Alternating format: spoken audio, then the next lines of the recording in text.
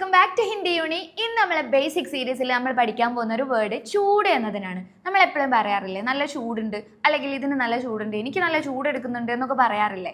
ഈ ചൂട് എന്നതിന് എന്തായിരിക്കും ഹിന്ദിയിൽ പറയാമെന്ന് നോക്കിയാലോ. ഗർമി എന്നാണ് ചൂട് എന്നതിന് ഹിന്ദിയിൽ പറയാം.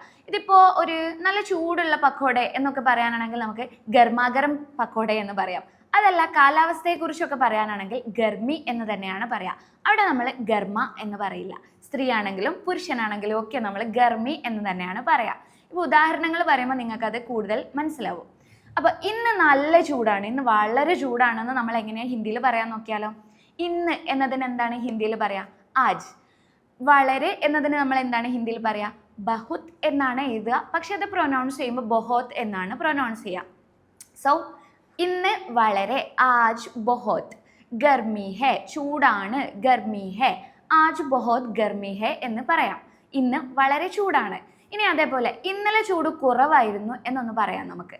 ഇന്നലെ എന്നതിന് എന്താണ് ഹിന്ദിയിൽ പറയാം? കൽ. കൽ ചൂട് കുറവായിരുന്നു. ഗർമി. കുറവ് എന്നതിന് പലരും ബംഗാളികൾ പറഞ്ഞിട്ട് കേട്ടിട്ടുണ്ടാവുമല്ലോ, കംതി ജാസ്തി എന്ന് പറയാറില്ലേ. അപ്പോൾ അതിലുള്ള കംതി എന്നതിലെ കം എന്ന വേർഡാണ് നമ്മൾ ഉപയോഗിക്കേണ്ടത്.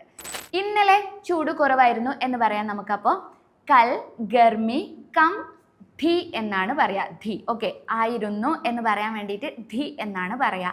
കം ധ എന്ന് പറയില്ല കേട്ടോ. അതിപ്പോൾ പുരുഷനാണ് പറയുന്നതെങ്കിലും ഗർമി ബഹുത് കം ധ എന്ന് പറയില്ല, കം ധി എന്നാണ് പറയുക. കാരണം ഗർമി എന്ന വാക്ക് സ്ത്രീലിംഗമാണ്. ഓക്കെ, കൂടിക്കൊണ്ടിരിക്കുകയാണ് എന്നുള്ളതിനെ നമുക്ക് വലുതായിക്കൊണ്ടിരിക്കുകയാണ് എന്ന് അർത്ഥം വരുന്ന ഒരു ഹിന്ദി വേർഡ് തന്നെ ഉപയോഗിക്കാം. ബഡ് രഹി ഹെ.